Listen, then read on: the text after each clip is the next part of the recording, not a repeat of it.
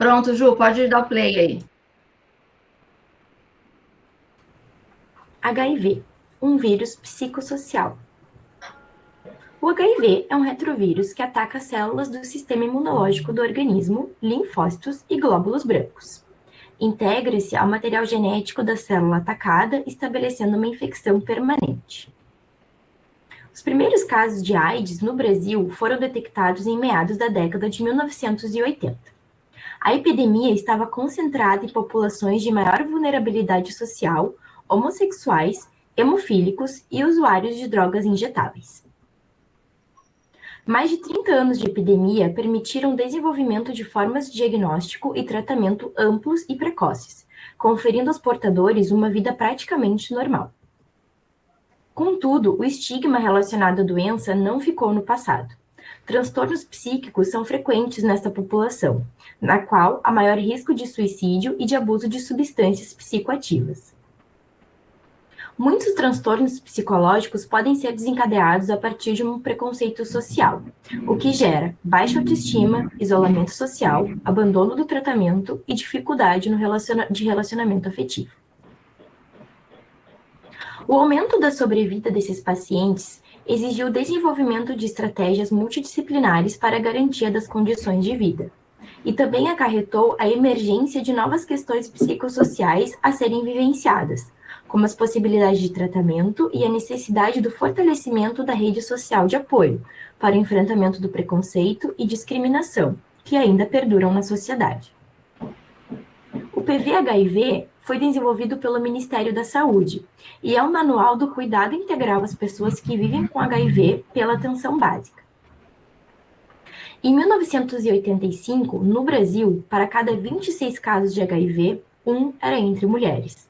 Em 2010, a razão entre os sexos chegou a 1,7 casos em homens para cada um em mulher. Em 2018, em Porto Alegre, houveram 22,5 óbitos a cada 100 mil habitantes. No Rio Grande do Sul, foram 7,8 óbitos e no Brasil, 4,4 óbitos a cada 100 mil habitantes. É vital que a atenção primária em saúde seja estruturada para ofertar cuidado integral a essa população, realizando diagnósticos, prevenção, acompanhamento e tratamento de primeira linha. É necessário realizar adequações nas equipes para melhor acolher essa população, que ainda é cercada de estigmas e preconceitos. É importante considerar as situações de adoecimento relacionadas a determinantes sociais e fragilidades nas redes de atenção. Muito obrigada.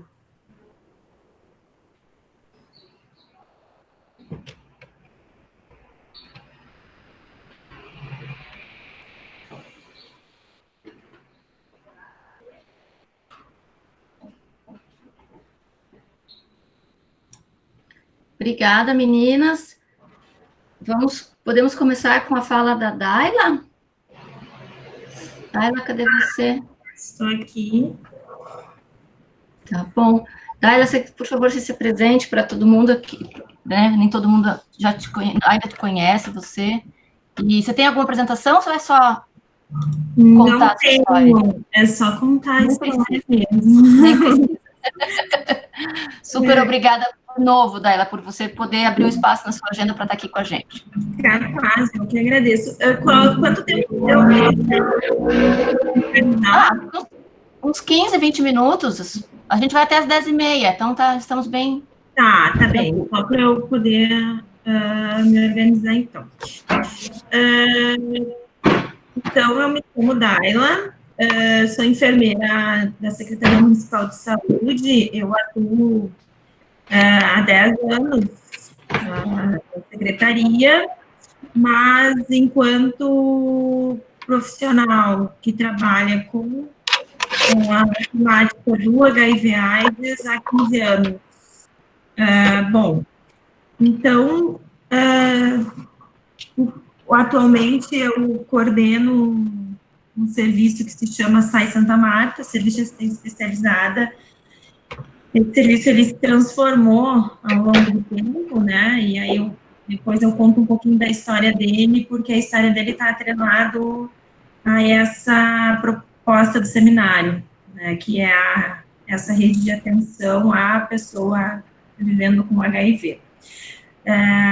Hoje, em 2020, o SAI Santa Marta, então, ele é um serviço unificado, ele não atende apenas HIV, tá? Então, o nosso serviço ele se transformou em um grande SAI Santa Marta, que atende HIV, AIDS, tuberculose, hepatites virais e as ESTs. Então, a gente tem que dar conta aí de 4 agravos e mais um serviço que é a unidade móvel de testagem. Atualmente, também a gente responde por toda a educação permanente da rede de atenção à saúde de Porto Alegre, incluindo a testagem rápida, manejo clínico desses agravos que eu citei, certo? Então, eu vou falar um pouco da construção do serviço, porque, como eu já falei anteriormente, a construção do serviço diz muito a respeito desse cuidado que a gente oferta na rede em Porto Alegre. Então, no ano de 2010, nós começamos um processo no município que foi disparado a partir da implantação da testagem rápida, o teste rápido para HIV. O teste rápido para HIV, então, ele é uma metodologia que a gente consegue a partir da coleta de sangue, da polpa digital, de uma amostra de sangue, uma punção do dedo do usuário, realizar esse diagnóstico em 20 minutos. E em 2010 isso é muito ambicioso para nós, porque as pessoas não aceitavam a testagem rápida, embora a testagem já tenha um histórico de existência desde 1980 e pouco, já se utilizava em maternidade na triagem das gestantes, quando chegava a partir de um protocolo da transmissão vertical. No entanto, o que a gente tinha da testagem, não tinha muitos estudos que traziam a comprovação de que ele era tão fidedigno quanto os exames que eram considerados padrão ouro, né, os laboratoriais, que na época era o ELISA e o Western blot, para confirmar. Então, a história, né, da testagem, ela nasce aqui nesse nosso serviço, que não existia ainda, né, o serviço na Secretaria Municipal de Saúde, ele nasce a partir dessa sala de testagem rápida. Bom, a sala de testagem rápida, inicialmente, ela atendia apenas um distrito sanitário, a princípio, o distrito centro, que foi o piloto, que era o local onde a sala estava inserida, e a partir de incentivos do Ministério da Saúde, do departamento, na época chamado de Departamento de HIV/AIDS e Hepatites Virais, para que a gente pudesse fazer a descentralização. Então, com base nos números, né, de taxas de detecção de HIV no país, Porto Alegre e Manaus sempre estiveram no topo, né, e Porto Alegre há 15 anos no topo da taxa de detecção. Nós saímos desse ranking, caímos para a terceira capital no último boletim epidemiológico de 2019. Tradicionalmente, a gente tem a emissão do boletim epidemiológico no 1º de dezembro de cada ano, onde se compila os dados das semanas epidemiológicas, e aí a gente consegue, então, ter o panorama da doença a nível nacional, e aí a gente encontra os nossos municípios, estados. Então, com base nesse ranking, que a gente já ocupava há algum tempo, em 2010, o Ministério solicita que seja descentralizada essa tecnologia. Então, nós começamos a descentralização da testagem rápida para a atenção primária, né, e a sala de testagem aqui de Santa Marta foi e é a referência para a formação. Então, começamos um processo que foi bem árduo, assim, começamos pela sensibilização dos profissionais de saúde para que acreditassem na metodologia de testagem rápida, e a partir daí a gente foi ampliando o processo de descentralização para as maternidades, para os pronto-atendimentos, para outros serviços além da atenção primária, vendo a estratégia da testagem rápida como um dispositivo de ampliação de conhecimento da sorologia pelos indivíduos, mas como também uma forma de acesso rápido ao tratamento, né? E a gente teve bastante sucesso. Em 2015, a gente conseguiu, quase que a pleno, formar todas as pessoas do município, tá? Para testagem rápida. Em paralelo a isso, nós iniciamos a descentralização do manejo clínico do HIV. Então, o manejo clínico até 2013, ele era feito a partir do que a gente chama de consensos, né? Os embriões, assim, dos protocolos. Então, os consensos permitiam aos infectologistas a combinação de diferentes tratamentos sem um engessamento, né, dessa terapia antirretroviral. A partir de 2013, a gente começa um processo de protocolo. Então, o protocolo ele já dá um tom de maior obrigatoriedade nos tratamentos, e aí nós ganhamos os tratamentos de primeira linha, que permitem a descentralização da atenção primária. Então, mais uma vez, a gente começa a ter um processo de sensibilização da rede para que o tratamento dos pacientes que não são graves, que são estáveis, fique nos territórios, né? Foi um processo muito difícil também, assim como foi a testagem rápida, um processo que segue ocorrendo, mas também, da mesma maneira, tínhamos em paralelo as oficinas de formação em testagem rápida, as oficinas com manejo clínico do HIV, visando, então, a realização da testagem rápida e, na sequência, o início do tratamento precoce, né? Vocês podem me interromper, gente, eu estou contando a história e para eu não me sentir tão sozinha, assim, podem ir perguntando, tá? Bom, então, em 2015, a gente recebe, né, uma encomenda, assim, também muito ambiciosa, né, que são as metas 90, 90, 90. As metas 90, 90, 90, elas são metas internacionais, disparadas pela UNAIDS, né, e elas começam a partir de um acordo realizado pelos diferentes membros da UNAIDS, para que até o ano de 2030, nós consigamos, então, acabar com a epidemia de AIDS no mundo.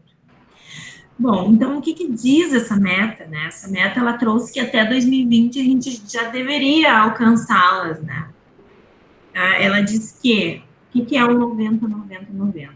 Que 90% dos indivíduos, né, a partir de modelos matemáticos, isso, que têm o HIV, eles devem ser diagnosticados, 90% desses usuários diagnosticados, eles devem estar em tratamento, e 90% dos usuários em tratamento, eles devem ter sua viremia suprimida, né, em um termo que a gente diz carga viral indetectável. O que quer dizer carga viral indetectável? Não quer dizer cura, mas quer dizer uma redução da quantidade de vírus circulante, né? Então, tem um movimento forte que veio em 2018, que os especialistas já sabiam, já utilizavam, né, essa fala de que pessoas com carga viral indetectável não transmitem o HIV. Isso já era sabido no nosso meio, né, de especialistas na área. No entanto, a gente não podia divulgar. Mas no ano de 2018, então, foi emitido um documento, entre 2018 e 2018 foi um movimento internacional. O movimento nacional foi em 2019, a emissão de um documento que todo indivíduo que apresenta sua carga viral indetectável, ele não transmite o HIV. Bom, então, eu apresento para vocês aqui 3 estratégias bem potentes para a gente pensar uma política, né, que possa dar conta tanto da prevenção quanto das pessoas já infectadas. Então, a abordagem, a ampliação da testagem, a descentralização da testagem, que foi o que eu coloquei, foi o primeiro passo para que a gente conseguisse alcançar esses 90. Hoje, a nível nacional, O Brasil, dentro da meta, está com 85% das pessoas, dos 900 mil que nós temos já diagnosticados, tá? Então, tem uns 5% que a gente ainda está correndo atrás, né?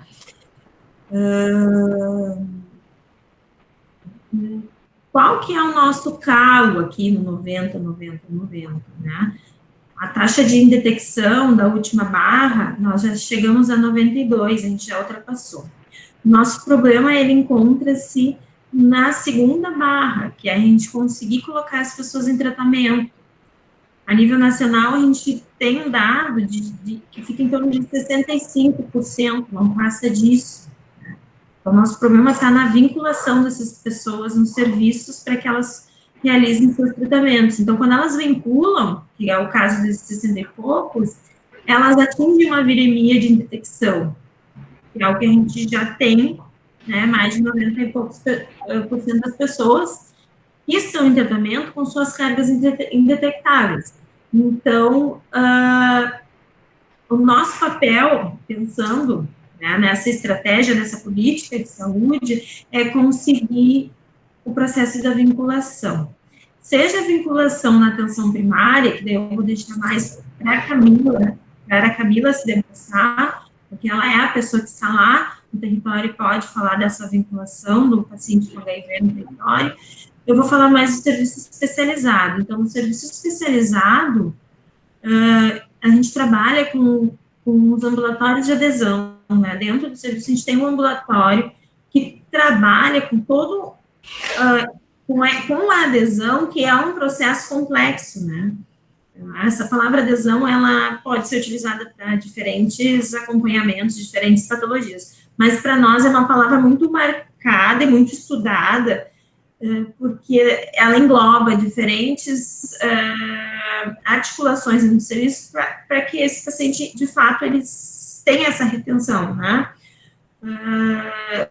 Que não é apenas o uso do fármaco, não é o uso do antirretroviral só, mas sim toda a questão social que está inserida, seja do recurso para ele vir a consulta médica, a consulta de enfermagem, seja até a questão de alimentação para ele conseguir tomar esse antirretroviral. Então, é um processo que precisa de um vínculo muito grande com o profissional, né, disponível no serviço para que esse acompanhamento se mantenha. E vinculado a isso, aí a gente traz, como a adesão ela é multifatorial, a gente traz os problemas mais complexos para os serviços, que é a questão de saúde mental e o uso de álcool e outras drogas. Então, quando a gente tem, normalmente, quando a gente tem problemas de adesão, nós temos também vinculadas as questões de saúde mental e uso de álcool e drogas, que daí o serviço não consegue sozinho. E aí entra o trabalho em rede. Daí, quando a gente fala trabalho em rede, a gente inclui a atenção primária, que está lá no território, com seus diferentes profissionais, com destaque aos agentes comunitários de saúde, né? E aos outros equipamentos da assistência social e também aos serviços como os CAPs, os serviços de saúde mental, que nos auxiliam também no resgate desses usuários. Um trabalho muito complicado, e quando nós temos uma gestante nesse cenário, aí a gente triplica a complexidade, né? Taila? Oi. Oi, a Fábio. Eu fiquei com uma dúvida. Eu tenho uma história de trabalhar com pacientes HIV, mas faz 5 anos que eu saí da rede e vim para a universidade. Quando a gente tinha consenso, eu me lembro que tinha um pouco assim, quando a carga viral chegar em tanto e o CD4 em tanto, se inicia com a TARV, né? Com essa meta 90, 90, 90, me parece que o diagnóstico já é o definidor do início do tratamento. É isso ou eu entendi errado? Perfeito, Fábio. Ótimo. Gosto que faça abordagem, porque eu vou tocando como se todo mundo soubesse tudo. Exatamente. Pois é. Aí, assim, eu acho que sempre uma discussão que olha os efeitos colaterais dessa terapia antirretroviral, né? Efeitos colaterais de todas as ordens na vida das pessoas. A adesão sempre foi um problema muito grande, primeiro porque era um monte de remédios para o coquetel, né? Um monte de comprimidos, depois é porque tem efeitos colaterais. Enfim, como é que isso tem sido lidado, como é que isso tem sido abordado, até para a questão da adesão e da qualidade de vida? Perfeita a tua pergunta, exato. Então, assim, em 2015, né, essa foi a discussão, assim, crucial, assim, no momento que a gente sai do consenso dentro do protocolo.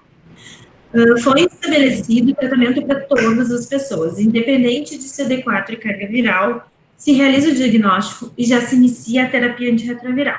Mas que terapia antirretroviral é essa? Se no consenso a gente tinha inúmeros fármacos que poderia ser utilizado. O tratamento de primeira linha, ele foi engessado, tá? Ele foi engessado e o Ministério garantiu o tratamento, que o tratamento de primeira linha seja o tratamento com o menor efeito colateral possível. Então, hoje a gente conta com um chamado comprimido 2 e 1 e mais o dolutegravir, que é um tratamento de ponta, assim.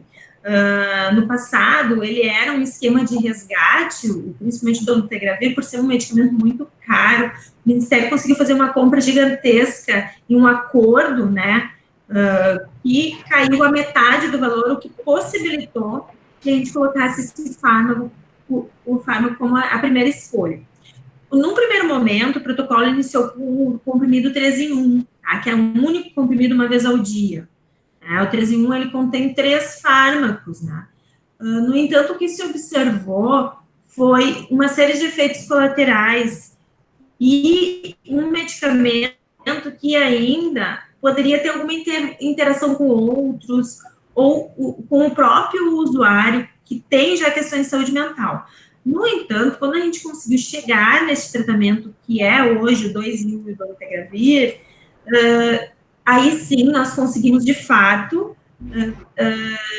ter um propósito em tratar todas as pessoas, tá? Então hoje, desde 2015, né, porque 2013, quando entrou o protocolo, ficava a critério médico. Tinha a questão de tratar todas as pessoas, no entanto, o médico tinha essa flexibilidade de aguardar o momento certo para o tratamento, tá? O que era o momento certo? Quando o CD4, que são as células marcadoras da imunidade, essas células caíam a 350, tá? Hoje a gente não tem mais. Então, quando que a gente usa o critério de CD4? Então, o Ministério, ele traz para nós uma linha de cuidado para dizer quando que o usuário, ele é da atenção primária e quando esse usuário é do serviço especializado.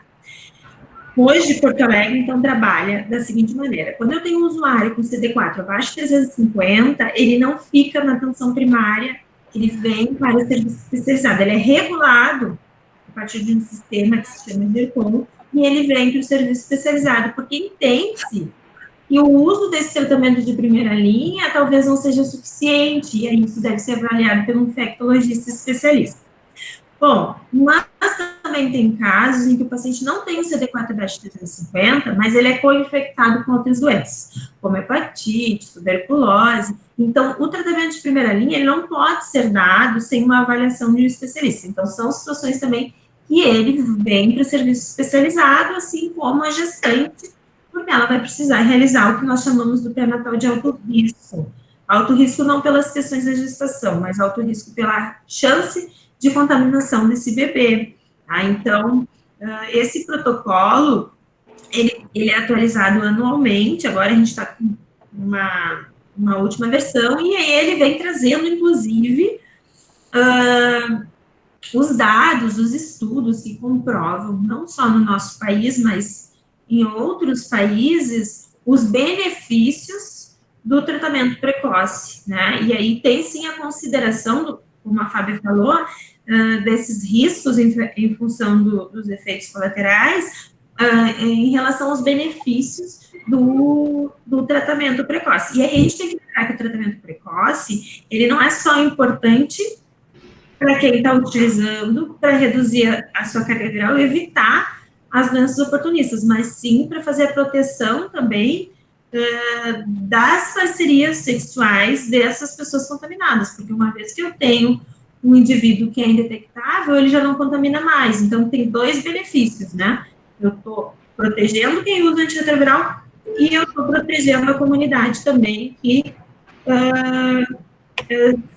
se relaciona, né, com esse usuário.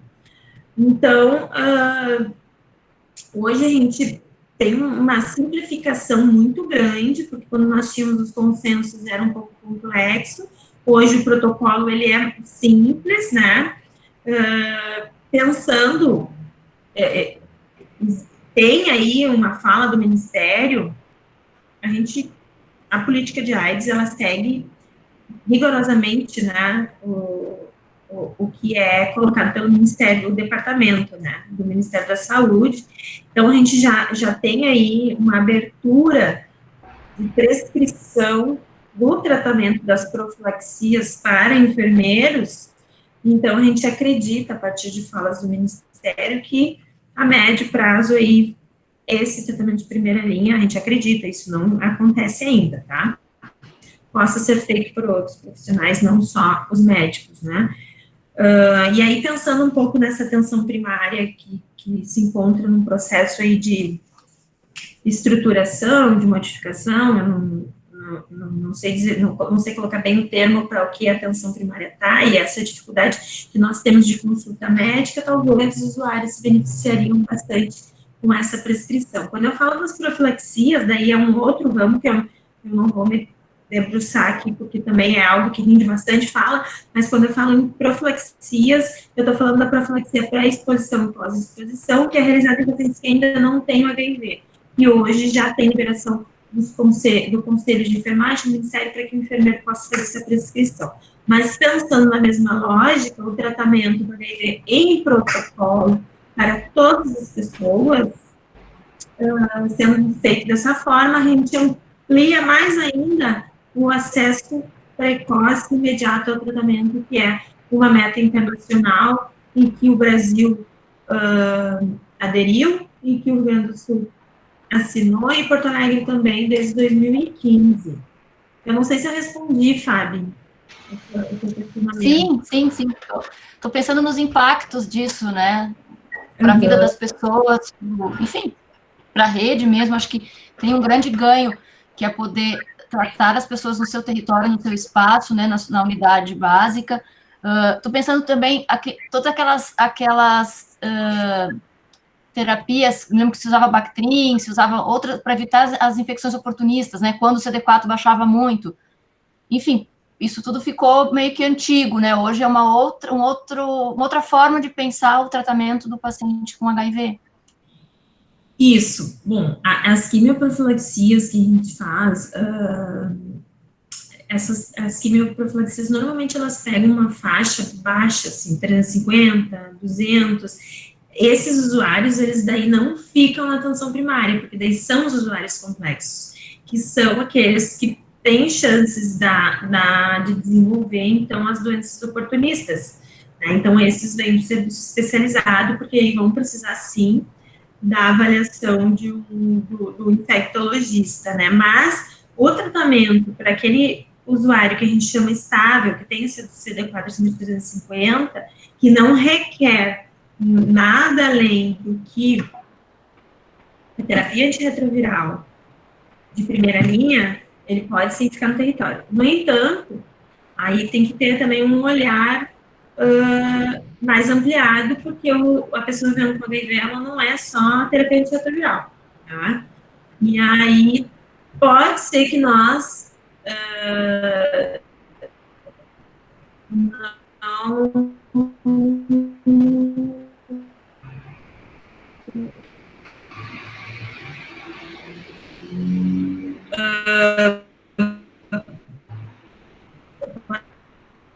pode ser que não seja possível deixar esse indivíduo dentro do CD4 superior quando ele tem que assistir um serviço especializado para conseguir ter uma adesão à terapia. Então, isso também é importante, né, porque a gente cria protocolos para facilitar, para minimizar erros, para ser mais assertivo, para chegar naquele ponto que a gente quer, da cura, ou do tratamento, do nosso objetivo frente a um agravo.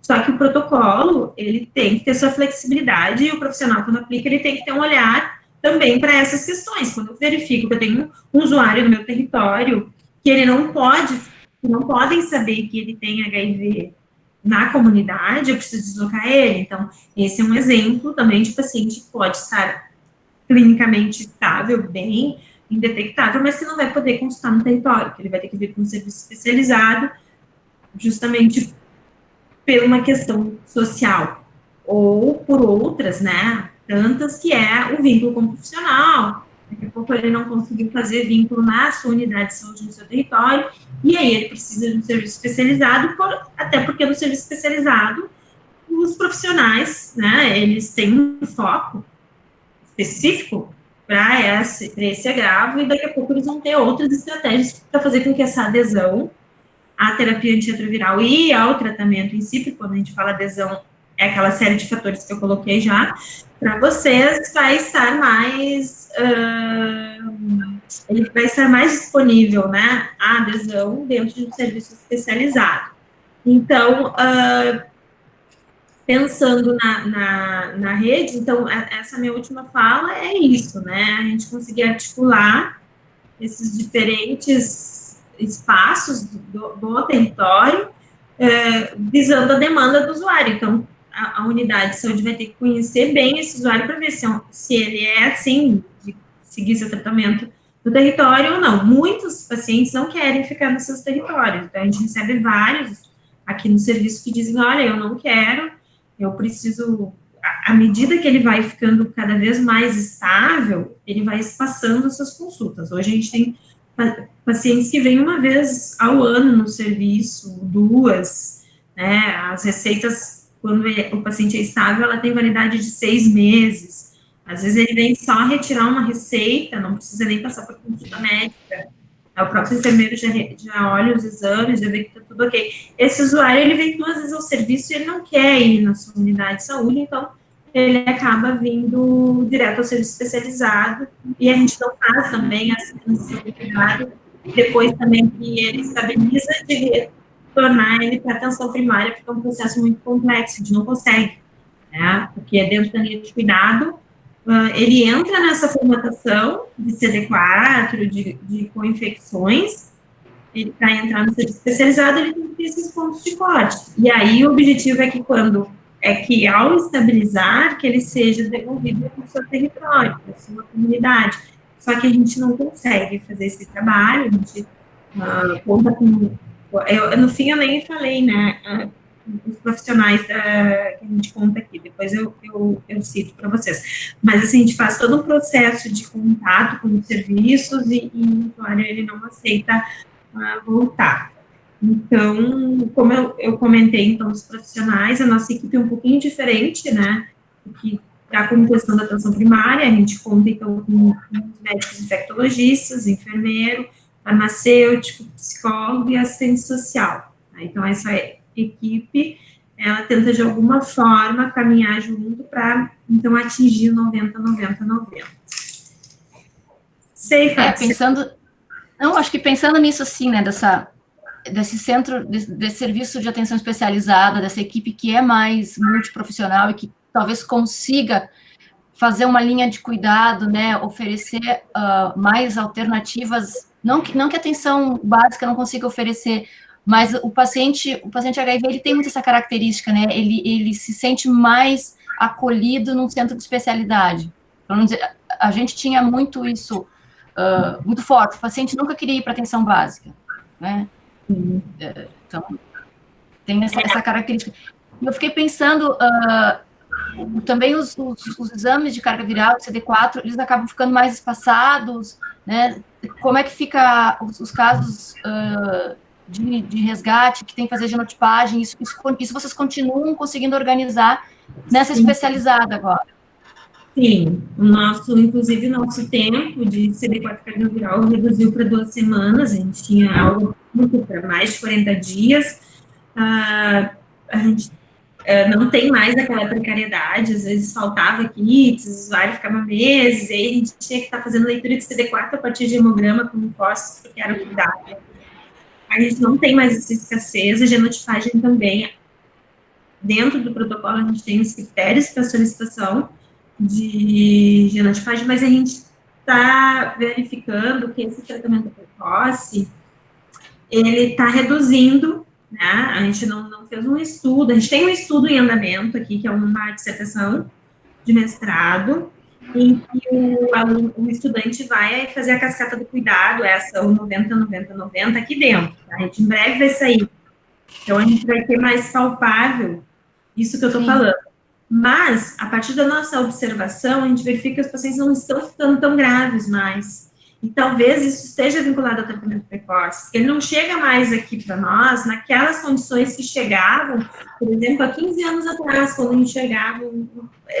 Não tem tanto paciente que chega aqui com CD4-10, que era uma realidade comum, né? Sim. No passado, a gente percebia muito, né? Então, a oferta da testagem rápida também pode ter sido um dispositivo, porque antes, para a gente fazer um diagnóstico de HIV, a gente tinha que ir num CTA, no Centro de Testagem de Aconselhamento, ou num laboratório. E era muito vergonhoso, tinha muito estigma, por mais que esse resultado fosse no reagente, entrar no CTA já era um horror, a pessoa já tinha o HIV, só de buscar o teste. Então, talvez essa oferta ampla da testagem em diferentes espaços, vinculado ao tratamento precoce, que esse é o nosso objetivo, né? Sim, de fato, acho que a gente está conseguindo alcançar, né? Com resultados dos pacientes menos graves. Uhum. E aí, quando eles são graves, tem outros contextos, que são aqueles que é de álcool e drogas e saúde mental, não só o adoecimento por HIV/AIDS. Eu vi uma pergunta aqui no... Isso, da Mariane. Isso, então, assim, as PICs, né? No ano de 2013, eu tinha uma homeopata aqui, inclusive a gente tem até um estudo a respeito, que não foi finalizado, não foi concluído, mas em 2013, antes da obrigatoriedade da TARV para todos, em que a gente fazia em paralelo também à TARV o uso da homeopatia, né? Então, a gente sempre foi muito aberto às PICs. Hoje a gente tem 2 enfermeiras aqui que trabalham com a auriculoterapia e tem uma que está concluindo a formação em acupuntura, que a gente tem uma meta de também colocar aqui. Então, a gente é bem aberto, assim. E aí, pensando nessa versatilidade do serviço, de estar se reformulando, porque a FAB sabe, os serviços de AIDS, eles são bem fechados, isso bem tradicionais, porque a gente segue o ministério, a gente segue o protocolo, mas a gente recebeu agora, vem recebendo, agora a gente não está tendo vivências, o PET interprofissionalidade, então aqui também foi um campo, né, do projeto do PET, justamente por essa equipe multi, que pensa esse cuidado centrado no usuário, mas um cuidado centrado nessas demandas do usuário. Então, a gente pensa em agregar, quando se fala em PIX, para nós não é algo de outro mundo, como se fossem outros serviços. Mas o que é PIX? Para a gente é algo bem próximo, assim, né? E que sempre que possível a gente tenta incorporar nas nossas práticas. Até porque a gente trabalha em cima de um conceito que eu também não vou me debruçar, porque ele rende uma aula, que é o conceito de prevenção combinada, e o conceito de prevenção combinada é justamente isso, a gente conseguir atender a demanda dos usuários, mas não só com esse olhar médico centrado na farmacologia, biomédico. Então, a prevenção combinada, ela abre um leque de possibilidades. Então, a gente monta um cuidado centrado na demanda, porque às vezes a demanda do paciente não é só o tratamento, a gente foca naquela terapia e ele escapa porque a gente esqueceu do resto, né? Às vezes, uma coisa agora, lembrando da homeopatia, né? Isso, a quebra do paradigma do modelo biomédico. A homeopatia a gente utilizava muito para controle de efeitos colaterais do antirretroviral. O paciente não aceitava o antirretroviral, porque tinha náusea, tinha diarreia, tinha aumento de peso, perda de peso, insônia, e aí a nossa homeopata entrava com o tratamento com homeopatia e controlava esses efeitos. E aí o paciente conseguia seguir com o tratamento e uma boa adesão. Então, não é a substituição da TARV e pela homeopatia, mas a combinação dos dois, para que a gente consiga equilibrar, né, esse indivíduo que está em desequilíbrio, não só pelo adoecimento, mas também pelo uso da terapia antirretroviral.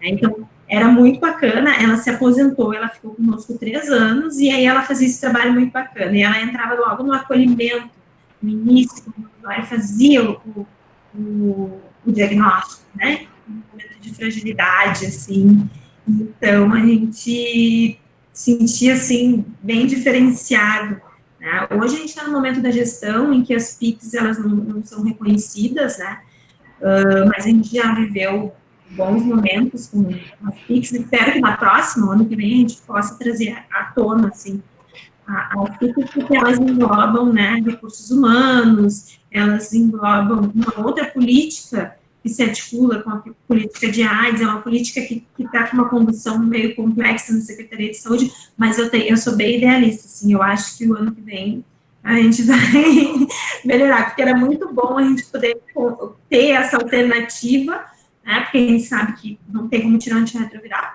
mas ter essa alternativa para auxiliar em outras questões da terapia, seja questão psicológica, aceitação, seja efeito colateral, né, então é bem bacana. Nossa, Daila, acho que a gente podia ficar fazendo uma semana de conversa sobre abordagem do paciente HIV, né? Tantas coisas que envolvem esse cuidado, né? Que bom. Cadê a nossa mestre de cerimônias, Gabi? Você consegue conectar aí? Estou aqui. Assume aí, então. Muito obrigada pela fala. Eu acho que todo mundo ficou bastante encantado. Foi muita informação e durante a graduação, muitas vezes a gente não consegue ter essa visão para além da odontologia. Então, esses momentos acabam somando bastante. Acredito que depois vão surgir várias dúvidas, mas foi muito legal. Muito obrigada. E agora, então, a gente passa a palavra para a Camila também fazer a sua apresentação e a sua contribuição, por favor. Estão me vendo aí, me ouvindo? Sim. Sim. Tá, eu vou me apresentar, então. Acho que depois dessa aula da Daila aí, já estou até meio cabreira aqui de falar sobre paciente HIV, mas vamos lá. Eu sou a Camila, então, sou dentista, né, da rede aqui de Porto Alegre, da atenção primária. Fiz residência em saúde da família, fiz mestrado também na área, agora estou no doutorado. E vou falar um pouquinho da minha experiência como dentista, né, na atenção primária, com os pacientes HIV, e também como um profissional, acho, de uma equipe multiprofissional que trabalha com pacientes, enfim, de todo tipo, né? Então, até eu estava conversando antes com a Fábio um pouco, assim, que até eu fiz uma apresentação ali para mais ou menos ir guiando as coisas que eu vou falar, mas eu trouxe também um pouco da visão de não só o dentista da forma técnica ou das questões que são importantes a gente avaliar num paciente HIV, mas também de uma forma como um profissional de saúde de uma equipe multiprofissional e como a gente pode acolher esse paciente na atenção básica, né? E porque já faz algum tempo que o Ministério, enfim, até a Daila pode me corrigir, mas acho que não sei se ela falou ali, mas desde 2011, 2012, né, que teve essa descentralização e que o paciente HIV também está sendo atendido na atenção básica. Então, acho que a partir desse momento também foi um marco bem importante para a atuação dos profissionais da atenção básica com esse paciente. E nisso entra o cirurgião dentista também para poder acolher esse usuário, né? Eu vou tentar ver se eu consigo botar aqui a apresentação, peraí.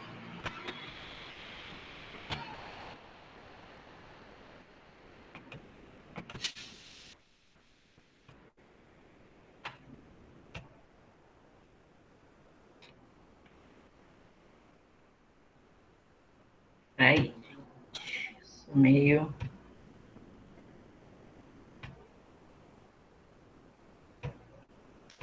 Entrou para vocês?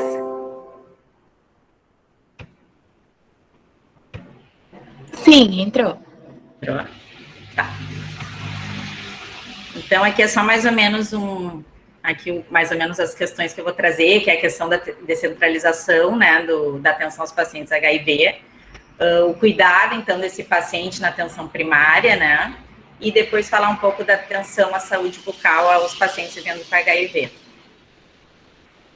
Então, falando um pouco da questão do atendimento do paciente HIV na atenção básica, a gente vê que essa foi uma forma que aumentou o acesso, né, e também a assistência desses pacientes que, às vezes, tinham difícil acesso à atenção especializada, quando eles tinham que se dirigir direto à atenção especializada, e a atenção básica acabou sendo uma porta de entrada, né, para esses pacientes terem um maior acesso, né, ao atendimento.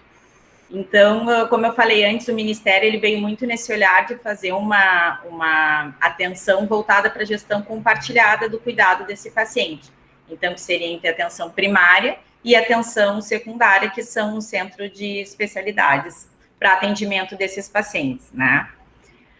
Então, por meio dessa gestão compartilhada do cuidado, é possível que a gente consiga ampliar o diagnóstico precoce desses pacientes, como a Daila falou, que eu acho que é o nosso principal objetivo, né, poder fazer o diagnóstico, né, quanto antes melhor, né, para poder tratar esse paciente. Então, essa gestão compartilhada, ela possibilitou ampliar esse acesso e iniciar o tratamento, então, num momento mais oportuno, né, e assim a gente conseguir, enfim, reduzir os óbitos e também trazer uma vida, uma sobrevida com maior qualidade para esses pacientes. E também diminuir a transmissão, né, que também é um problema bem grande que a gente ainda vê bastante, né.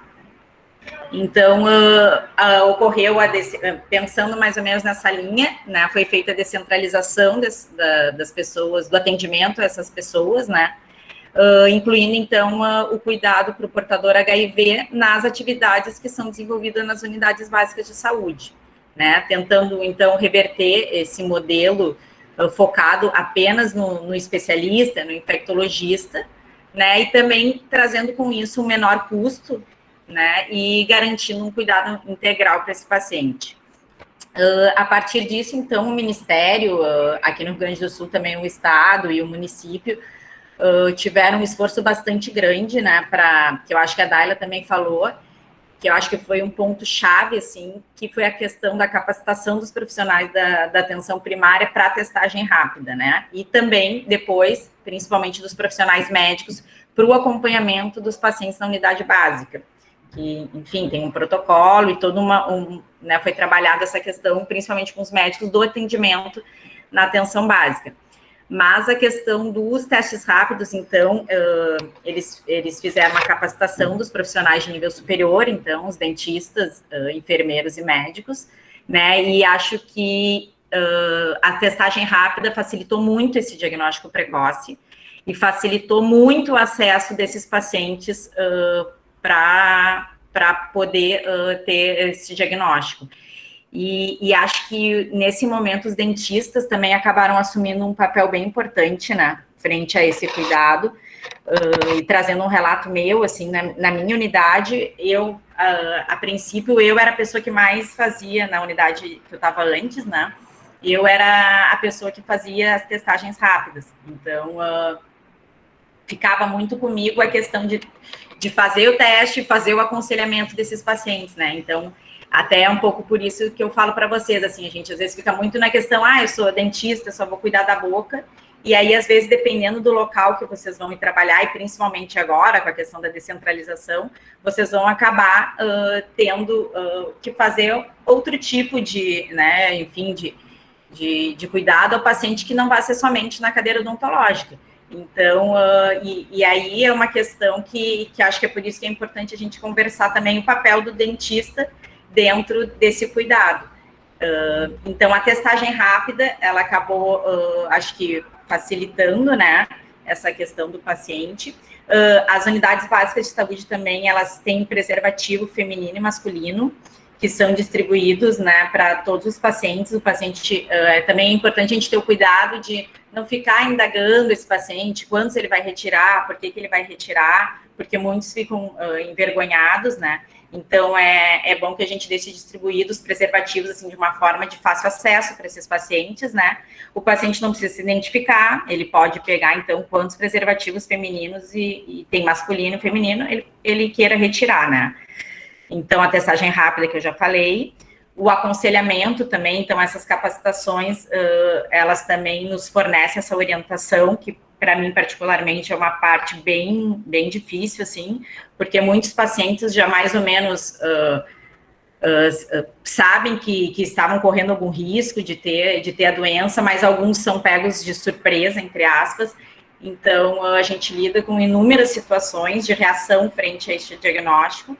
Então, a questão do aconselhamento, ela é bem importante. A atenção básica também, acho que acaba sendo interessante, porque ela consegue fazer esse atendimento integral dos pacientes. Então, a gente tem o enfermeiro, tem o médico, tem o dentista, e o agente comunitário de saúde, os técnicos. Então, a gente consegue trabalhar nas várias partes, vamos dizer assim, dessa pessoa, né? A questão que a Daila já tinha falado também da profilaxia, que é a PrEP e a PEP, né, que é importante também o cirurgião dentista depois vocês saberem, assim, que são formas de trabalhar com a questão da medicação antes da exposição desse usuário e depois, né. A PrEP, ela já é mais limitada, ela apenas para algumas pessoas, né.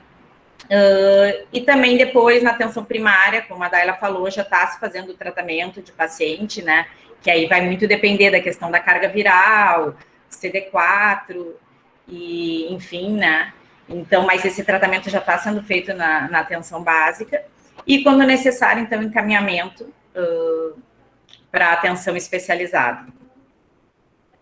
Então, em referente trazendo um pouco mais, assim, do cuidado do paciente na atenção primária, né, a gente, como profissional, a gente tem que procurar abordar com esse paciente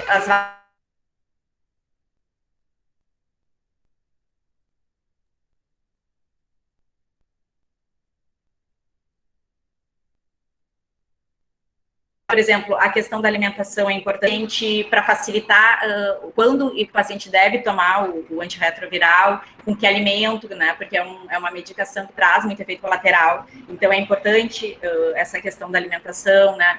Esse paciente, ele é um paciente que, como muitas vezes ele vai estar com a imunidade baixa, é importante que ele tenha todas as vacinações em dia, né? A questão do cuidado odontológico, é o que a gente está falando aqui, é importante também. Então, nós, como profissionais da PS, a gente tem que abordar uma série de questões, né, que, na verdade, são para outros tipos de paciente também, mas esse paciente, principalmente, precisa de um cuidado, né. Esse cuidado, então, ele pode, como eu falei antes, ele é feito na atenção básica por uma equipe multiprofissional, então, com médicos, enfermeiros, dentistas, os agentes comunitários, eu acho que eles também têm um papel bem importante, porque eles conhecem muito, né, o território, conhecem as pessoas, então a gente tem uma relação muito próxima com os agentes nesse sentido de que algum paciente que não está vindo fazer o tratamento, né, que não está vindo na unidade, ou que, então eles vão na casa da pessoa, eles têm muito vínculo com esses pacientes, então são profissionais de extrema importância, acho que nesse processo de cuidado com esses pacientes, né.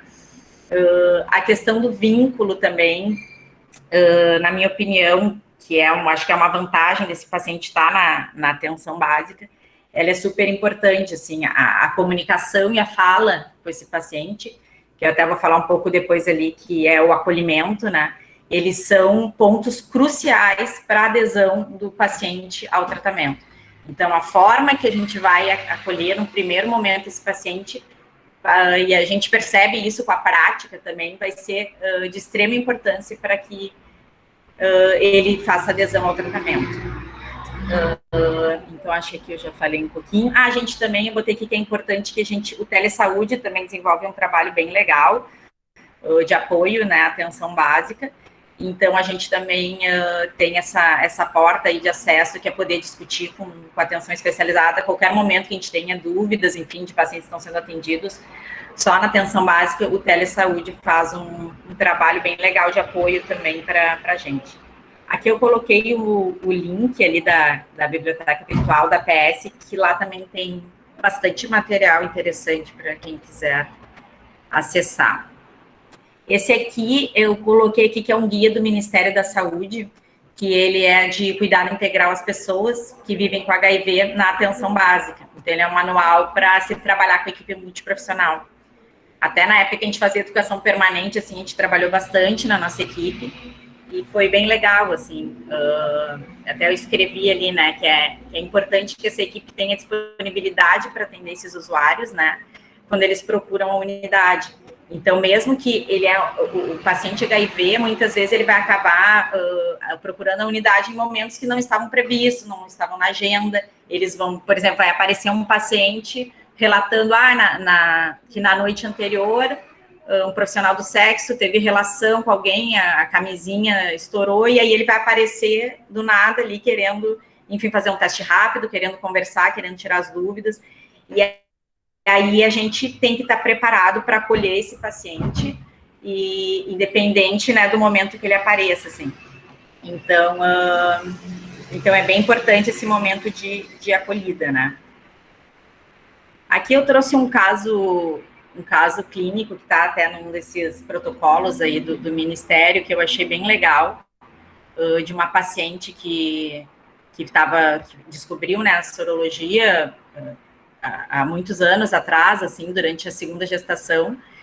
E, enfim, eu nem sei se eu vou falar assim, mas só que era um pouco para trazer um pouco dessa questão de o quanto essa proximidade com o território e com os profissionais que essa pessoa já tinha vínculo fizeram diferença para tentar converter um quadro que acabou aparecendo depois, porque no início o paciente não estava apresentando sintomas, então ela estava muito bem e achava que ia ficar assim, que o HIV não ia trazer nenhum problema para ela, porque ela continuava, né, com os cabelos bonitos e estava tudo certo, e aí ela acabou tendo um abandono do tratamento.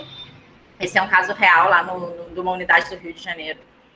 E aí depois, com o tempo, começaram a vir os problemas, e aí a imunidade dela, a carga viral dela começou a aumentar, o CD4 começou a diminuir, ela começou a ter diversos problemas, né, perda de peso, enfim, problemas para enxergar, e foi uma agente comunitária que conseguiu resgatar junto com uma enfermeira, conseguiu ir na casa dessa paciente e fazer com que ela voltasse a tratar, né? Foi internada, enfim, voltou a tomar medicação, mas foi um trabalho de equipe, né? Junto com de todos da equipe, que conseguiram fazer com que essa paciente, então, voltasse a fazer um tratamento do HIV, né? Aqui eu botei uma fala que eu achei bem legal de uma preceptora da residência, que é a pessoa que é tratada com respeito, educação e carinho, cria vínculo com a equipe de saúde. O médico da família não trata só a doença, ele atende a família e tem acesso às informações que podem ajudar muito no tratamento e na adesão de um portador do HIV. O especialista é e sempre será fundamental nos casos mais graves. A gestão do cuidado compartilhada entre esses dois profissionais é a chave para melhorar a assistência das pessoas vivendo com HIV. Então, uma preceptora da medicina que fez essa fala. Então, né, não quero ser repetitiva aqui também, mas, como eu falei, assim, a questão do acolhimento, ela é crucial, né? Então, ela ajuda o usuário a tirar as dúvidas, né? Eu acho que nesse momento é importante que nessa escuta possa se sanar algumas dúvidas que esse paciente possa ter, né? Também da possibilidade que o usuário fale sobre os medos e as preocupações. É um momento que a gente também consegue já criar um vínculo, né? Muitas vezes esse primeiro contato, e se esse paciente ele é bem recebido e bem acolhido, ele vai acabar criando um vínculo, e muitas vezes ele vai voltar na unidade, vai querer falar com o profissional que acolheu ele, né? Então, é bem importante, assim. A questão da linguagem também, eu não lembro se eu botei aqui, mas a linguagem, ela é de extrema importância, assim, então, né, não, tentar falar uma linguagem que o paciente entenda, tentar, né, chamar o paciente pelo nome dele, enfim, e que isso também permite que esse vínculo se dê de uma melhor forma possível, né. Deixa eu ver, aqui eu trouxe uma questão que acho que a Daila já falou também, que é a avaliação clínica na primeira consulta, o tratamento também com um antirretroviral, né, que Camila? Oi. Então, contribuir aqui. Claro. Para debater um pouco, na verdade, também para a Daila, né? Não sei se a Daila ainda está, mas enfim. Fiquei, né, nas falas de vocês duas, né? Fiquei pensando sobre a atuação do Brasil com a AIDS, todo esse processo histórico, né? Essa questão da importância da atenção primária que foi se construindo, e como a AIDS apoiou daí também a ampliação da organização da atenção primária, né? Essas coisas caminharam juntas, digamos assim, né? E fiquei pensando na Covid hoje, né? Que também uma doença que teve um impacto, como a AIDS, hoje a gente acho que não consegue também, talvez, lembrar, né? Muitos até nem viveram esse momento, assim, de como foi o impacto da AIDS e a Covid. E aí, eu não sei, talvez fosse legal a gente conversar um pouco sobre isso, não sei como vocês têm pensado, assim, né? O que a gente aprendeu com a AIDS que a gente poderia hoje usar na Covid, né? E, inclusive, pensando no papel da PS também, mais amplo, da organização do sistema, né? Como isso seria importante, como vocês veem isso? A importância, não é tão tema, digamos assim, mas eu acho que é interessante, porque a gente está aqui trabalhando o controle de uma doença como essa, né, que mata, que traz sofrimento, que mudou a sociedade. Eu acho que isso é um aprendizado para a Covid também, em muitos aspectos. Eu vejo, não sei, então, só para trazer um pouco de debate, assim. Não, acho que está certa, Cris, querendo ou não, claro, né, eu não vivi essa época lá, quando se deu toda a questão do HIV, mas eu imagino que o Covid seja mais ou menos parecido, assim, que o serviço teve que ter uma organização para algo que, né, veio aí uma pandemia gigantesca, e os profissionais não estavam preparados para isso, né, e a gente teve que fazer uma organização dos serviços de saúde para atender essa demanda, assim, e acho que é um pouco disso mesmo também, assim, né, e da questão de o quanto a rede tem que estar integrada e os serviços de atenção básica especializados também, então acho que tem tudo a ver o que tu falou, assim, então, de também acolher esses pacientes que chegam, né, na atenção básica e aqueles que precisam ser encaminhados também serem encaminhados e para poder,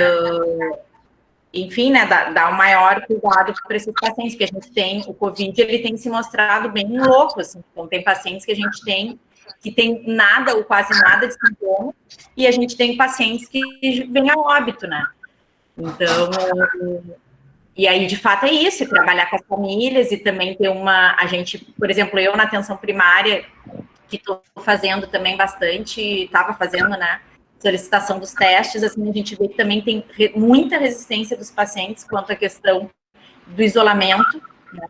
Então, muitos pacientes que eu solicitei o teste por algum motivo, eles continuam circulando no território, sem máscara, então a gente fez um trabalho bem legal dos agentes comunitários para também trabalhar essas questões com a comunidade, porque as pessoas, de fato, muitas não respeitam a questão do isolamento. Então, eu acho que é isso também, né, um trabalho que vem a partir de multiprofissional também, com todos os profissionais, com atenção especializada envolvida, com atenção básica, assim, de rede, mas mais ou menos também, né, nessa linha, né.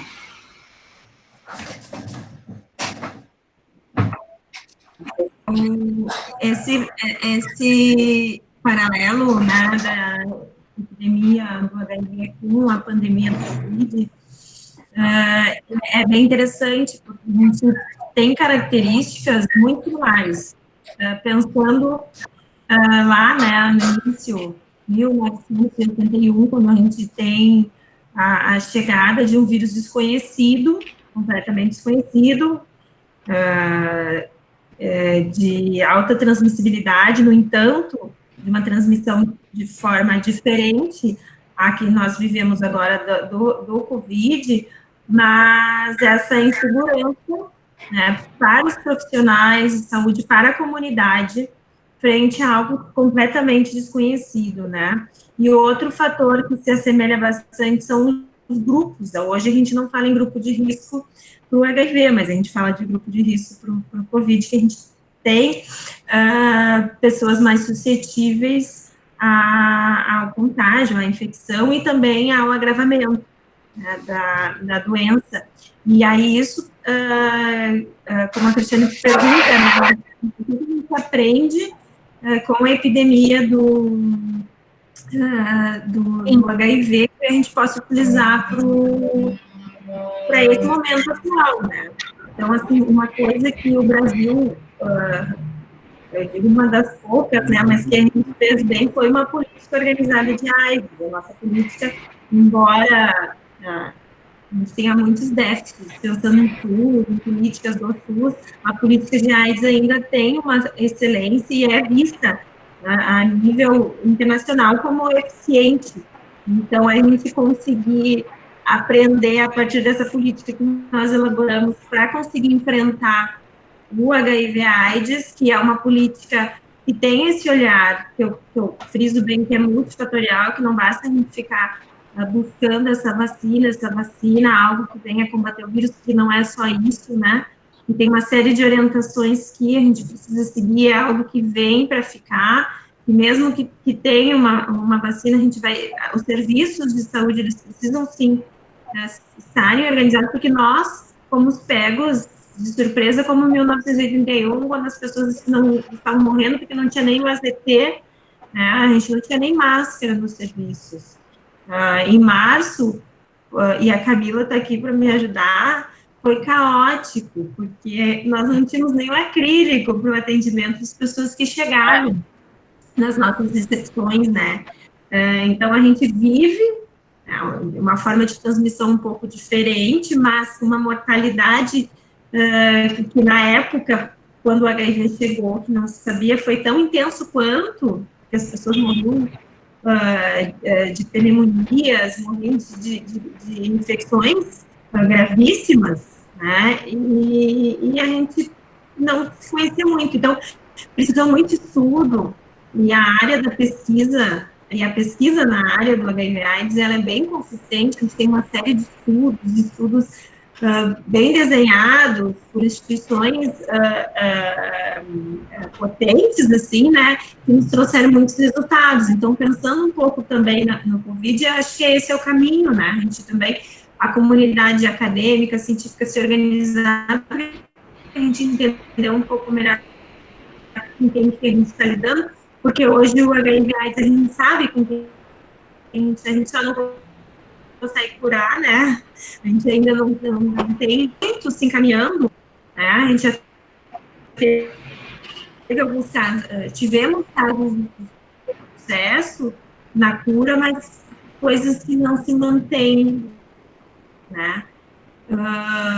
Mas eu acho como se organizar, como tratar e o quanto isso impacta, né, socialmente. E esses profissionais que estão ali na linha de frente tentando lidar com algo que a gente não tem muito ao que ofertar, que eu creio que seja a realidade das pessoas lá em 1981, 82, 83, lá, quando a gente não tinha alternativas, né? Acho que é um pouquinho nessa linha.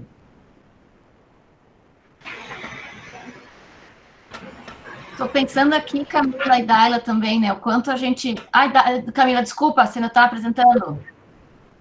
Não, pode falar. Não, porque eu estava pensando assim, nessa questão que a gente tem quantos anos, né? 30, quase 40 da infecção do HIV circulando no mundo, circulando no Brasil, né? Eu acho que as políticas de saúde para as questões do HIV e AIDS aqui no Brasil sempre tiveram muito investimento, né? De pesquisas, como a Daila trouxe, de dinheiro, de vontade política, sempre foi um modelo, né?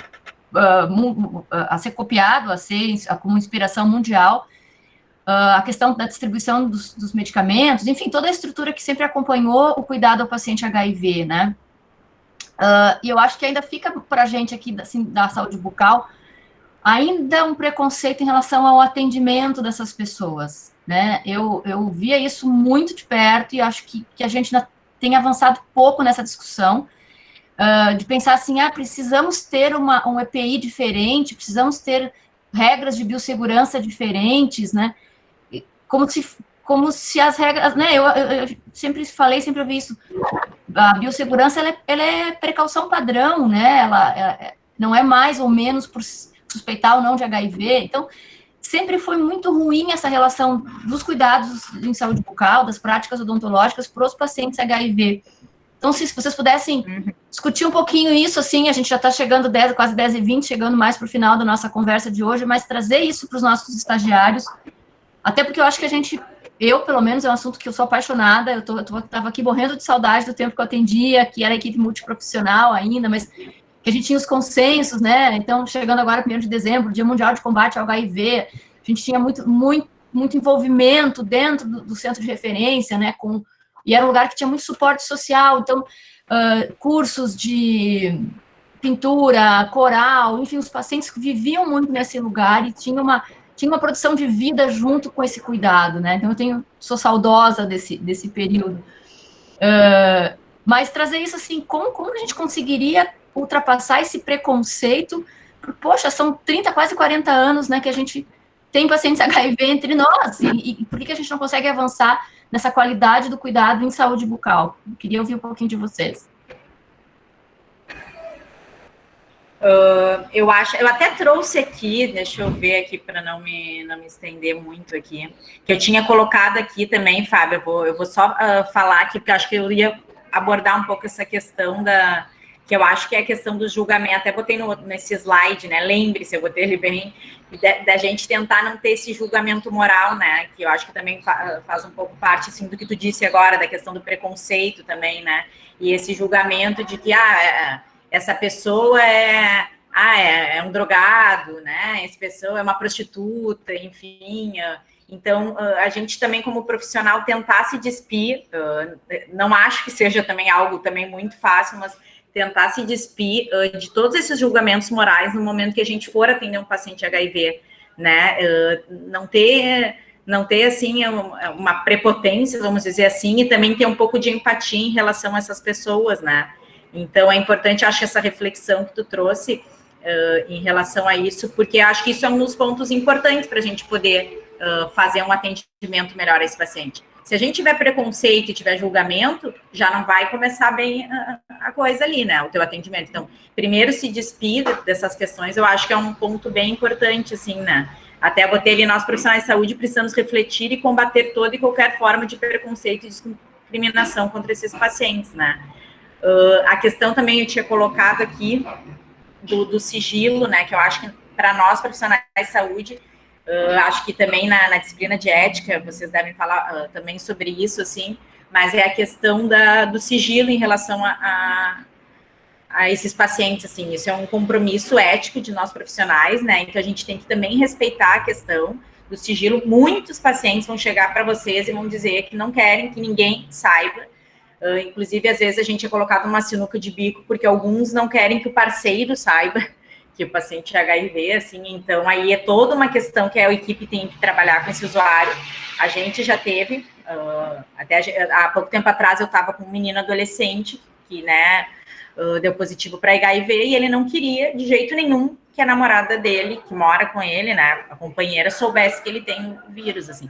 Então, também a gente trabalha a questão do sigilo e dessa postura ética de nós profissionais, assim, ela é bem importante, né, enfim, não ultrapassar, porque isso é uma questão que a pessoa vai decidir, né. E eu tinha trazido aqui, Fábio, que acho que de repente também dá para a gente discutir um pouco, que era um artigo que eu achei de 2005 da Cadernos, que é do atendimento odontológico de portadores de pacientes HIV, e o que está associado aos fatores de disposição desses profissionais de atenderem esses pacientes. né? E aí ele trouxe no estudo, então, que a prevalência dos profissionais que estavam dispostos a atender esses pacientes foi de 55%. Então, tu vê que é mais ou menos o que tu falou, metade apenas, né, se mostraram dispostos a ter, assim. E essa disposição, ela teve associada àqueles profissionais que entendiam mais do assunto, vamos dizer assim, né? Então, eles sabem quais são os riscos ocupacionais que eles têm, né? Então, é que nem tu trouxe. Se tu usar o EPI corretamente, se tu seguir os protocolos, tu não vai ter um problema maior, né, de contaminação. Então, eu acho que é isso, tu conhecer o risco, que é o que traz esse artigo, tu conhecer os protocolos que também existem caso aconteça uma exposição ocupacional, né, tu ter uma postura positiva frente a essa epidemia e também a questão do julgamento e saber que, né, que ele é um paciente como qualquer outro, que tu tá ali como profissional e que tu tem, né, que cumpriu o teu papel como um profissional que está ali para fazer isso, né? E também ter ali, o artigo traz também ter experiência profissionais com pacientes HIV, então, aqueles pacientes que relataram que já tiveram outras experiências, tiveram mais disposição para esse atendimento.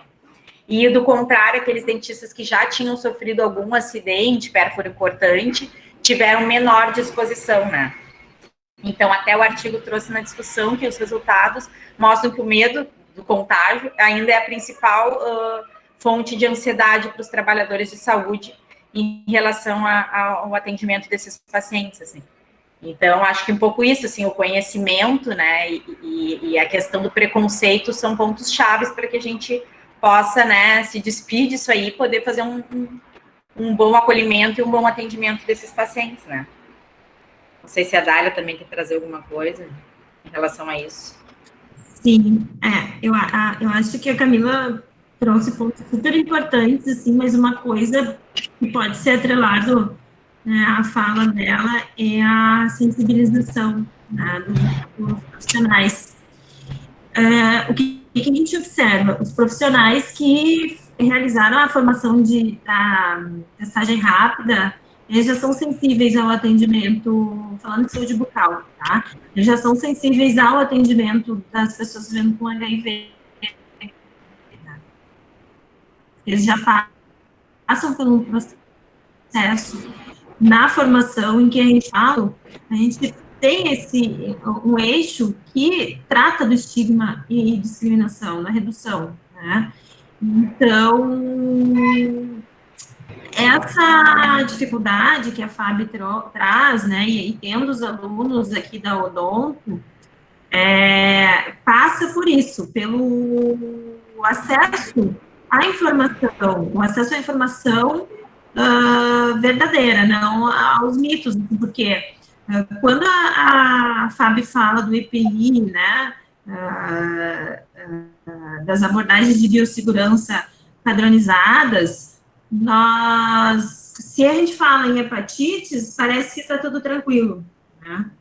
Não, esse paciente tem hepatites, mas quando a gente fala de HIV, com base nos mitos que se constituíram ao longo do tempo, em cima desse agravo, parece que esse paciente, ele pode transmitir já pelo toque, né? E a gente trabalha bastante isso nas capacitações, as formas que pega e as formas que não pega a doença, né?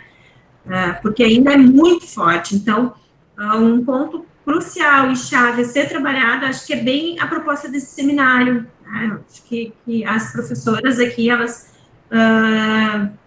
tiveram uma iniciativa muito importante, que é trazer esse tema já no momento da formação, né? Porque tem que ter o contato com a orientação correta, até para esse profissional não ter insegurança de atender um paciente que tem HIV e achar que tem que ter eu tenho que usar uma máscara especial, né? Uma N95, não sei, mas uma luva, sei lá, mas não, né? É eu ter acesso e saber as formas de contágio correta e saber que assim como eu posso pegar um acidente ocupacional, o HIV, que eu posso pegar tantas outras doenças, né?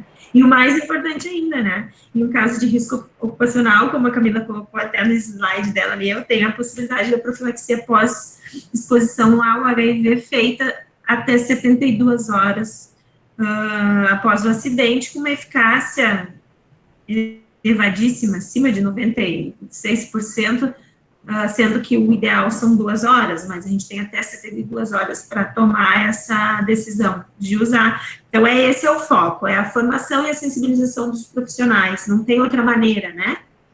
Acho que essa a minha contribuição. Eu acho que eu vou tirar aqui, né? Eu tinha botado aqui umas lesões também, daí mais passando para a parte clínica do dentista, né? Que são, mas não vou passar uma por uma, assim, porque já acabamos o tempo, né? Mas só falar que também em relação às manifestações bucais, assim, é importante que a gente esteja bem atento, porque são lesões que muitas vezes vão fazer que nós, dentistas, consigamos diagnosticar de forma precoce o HIV, porque são lesões que vão estar muito vinculadas à questão da imunidade do paciente, né?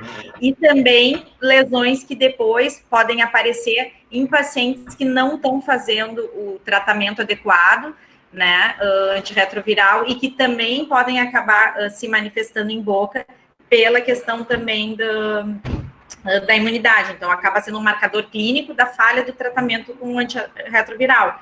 Aí eu botei aqui a candidíase, a leucoplasia. Isso aí vocês devem saber melhor que eu, né? Estomatite aftosa recorrente, sarcoma de Kaposi também, que aí já é num estágio, aparecem pacientes já num estágio mais elevados com AIDS, né? Que também é uma neoplasia maligna, assim como o linfoma de não-Hodgkin também, que pode estar associada. Doença periodontal é super comum, bem como, enfim, todas as outras, porque muitos pacientes HIV vão ser pacientes, né, que hoje em dia ainda tem muita questão de estarem associados a pacientes, né, moradores de rua, enfim, então vão ter os problemas também comuns, a cárie, tratamento periodontal, perda dentária, e, enfim, acabei aqui, mas só para, eu acho que não é a principal abordagem aqui, né, a parte clínica, eu acho que todo mundo já sabe melhor do que eu, então acho que o foco aqui é a gente realmente discutir um pouco de como acolher, né, esses pacientes na atenção básica, como tentar isso que a Fábio falou, e tratar essas pessoas de igual para igual, né, que eu acho que é o mais importante para a gente ter o que a gente quer, que é o sucesso e adesão ao tratamento desses pacientes, que eles vivam com qualidade de vida, né. Também eu fiquei pensando no nosso grupo de tutoria, que nós, né, a turma é dividida em 4 tutorias, e cada professora conduz, né, nesses momentos de grupos menores, e aí, então, a gente já teve um seminário sobre câncer bucal, hoje HIV e a rede, depois tem saúde mental e violência. E aí, no pequeno grupo, a gente estava discutindo muito, assim, também um pouco dessa preocupação dos alunos em relação à clínica do paciente HIV, né, então, o que é preponderante, o que eu devo prestar atenção quando eu vou atender um paciente HIV, numa consulta de rotina, num procedimento cirúrgico, que eu acho que muitas vezes isso também causa uma certa insegurança do profissional, né, e aí a gente estava discutindo, assim, muito menos do que um CD4 ou uma carga viral, que é um exame que se faz, às vezes, uma vez ao ano, né, são as condições clínicas gerais desse paciente. E talvez um hemograma completo, um olhar atento para as plaquetas, seja muito mais representativo e signifique muito mais para a decisão clínica, né, do momento de fazer algum procedimento, alguma intervenção, do que o estado geral, né? Então, também são pequenos dados que são pouco trabalhados, me parece, e que esse dia a dia do atendimento a um paciente HIV ainda é desconhecido, mas, assim, queria convidar nossos alunos a participarem. Eu acho que a Ju Manioto, que trouxe essa questão na nossa tutoria, Ju, quer falar um pouco disso, se existe essa ansiedade em relação aos exames do paciente, ao que pode, o que não pode, né, como qualificar essa parte clínica desse paciente HIV.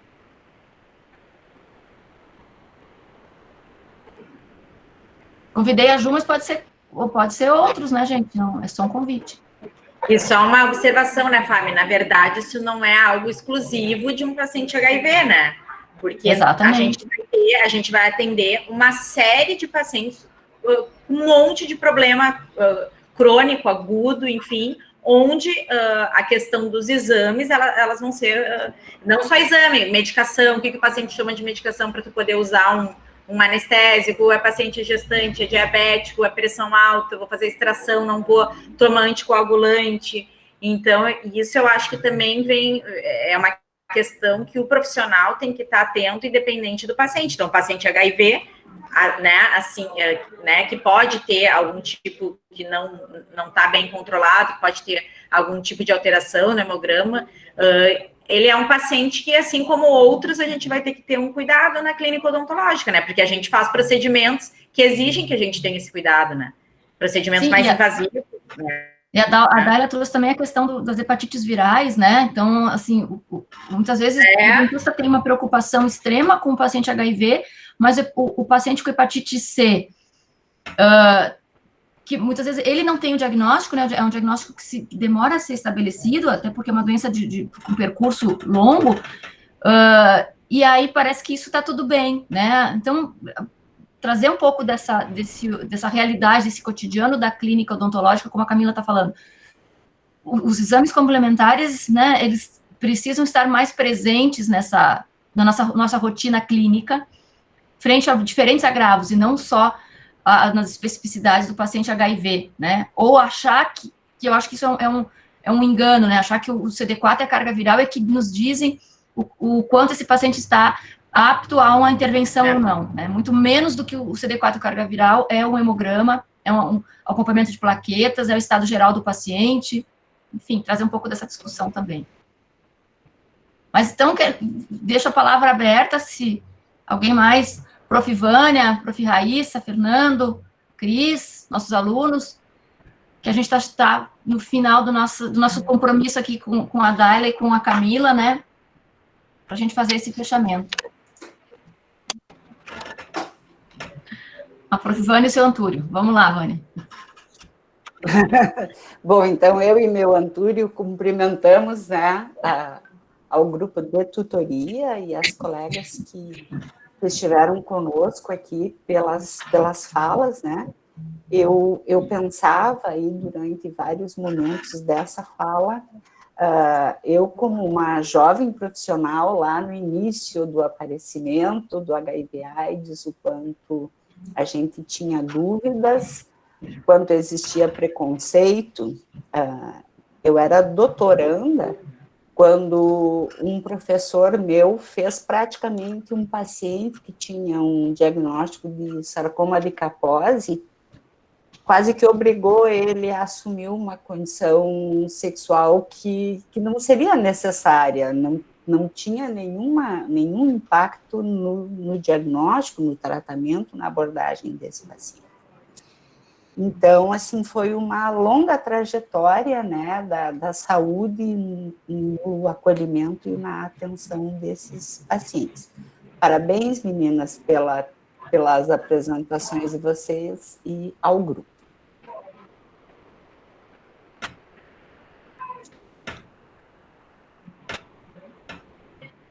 Muito bom.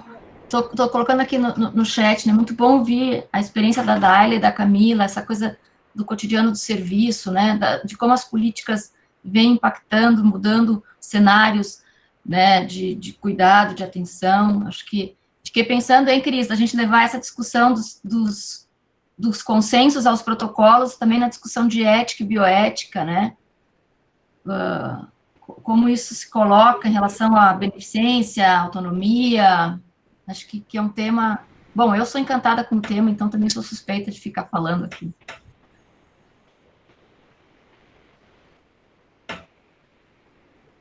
A SEMAC falou disso, né, esses dias aí. Teve uma abordagem de paciente HIV, eu não acompanhei. Não, mas eu digitei errado aqui, mas eu digo trazer para a próxima essa abordagem, né, que une a questão mais filosófica à questão clínica, ao manejo mesmo. Uhum.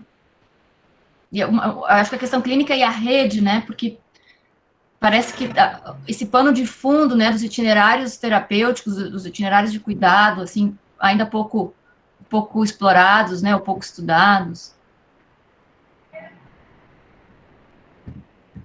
É isso, então, gente. Alguma fala final, Camila, Daila? Eu quero agradecer a oportunidade, né? Porque eu acredito muito, a Fábio sabe, né? Principalmente por causa dos pets, né?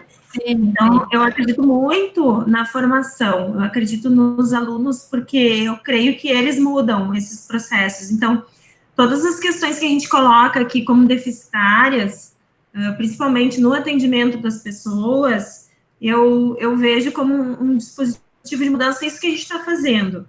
Né? É um seminário, né, em um curso, mas se essas propostas, elas se expandem, elas sensibilizam mais estudantes que logo ali serão profissionais, eu acho que é muito importante. Eu sempre participo, então, assim, sempre que eu tenho convite para falar, para sensibilizar, não só na temática, né, do HIV/AIDS, que é a minha temática de trabalho, de estudo, mas do SUS, né? Então, eu acho muito importante. Eu só tenho a agradecer a vocês, né, esse espacinho de fala que vocês disponibilizaram para mim e para a Camila. Obrigada.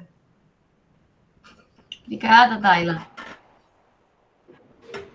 Eu também vou agradecer aqui, acho que a Daila falou, estamos juntas aí, né, eu acho que é uma parceria também que a gente tem com a faculdade aí, com a URGS e com vocês também, né, gurias, então agradecer o convite, espero que a gente tenha contribuído e também a gente está à disposição para qualquer dúvida, enfim, conversa que os alunos queiram ter, e estamos aí na parceria sempre. Obrigada, Camila. Obrigada, Daila. Sim, foi uma manhã muito boa, muito rica. Para todos nós, né? Oi? Desculpa. Não, boa sorte no domingo, né? Que todos votem consciente. Verdade. Estamos numa semana de renovadas esperanças, né? Então, assim, muito, muito bom. A gente gravou essa apresentação, depois fica disponível também lá no Moodle para os alunos reverem, fica como um repositório, fica um material para todos nós. E super obrigada, Daila e Camila, uma boa semana de trabalho para vocês, seguimos na luta. Eu acho que essa integração ensino-serviço sempre potente, sempre se recriando, né? A gente sempre, ela nunca está dada, ela está sempre em construção, e a gente procurando percursos e formas de reforçar e de refazer nossos laços. Esse ano não foi nada fácil, né? O ano passado também já não foi, com a questão do IMESF e de todo esse prejuízo na saúde, mas, enfim, vamos em frente, seguimos resistentes. Então, fica o nosso super agradecimento. A gente já fez os certificados de vocês, eu encaminho por e-mail. E é isso. Obrigada. Alunos, a gente tem tutoria às 11 horas pelo Teams. Boa semana para vocês. Obrigada, beijo, Camila, beijo, Daila. Beijo, obrigada. Tchau, gente. Tchau. Obrigada. 11 horas, então.